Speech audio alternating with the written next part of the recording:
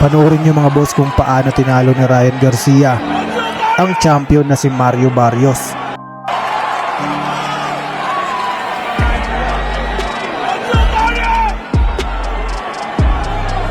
Sa 30 segundo pa lang ng round 1 mga boss, nagawa ng mapabagsak ni Garcia itong si Mario Barrios.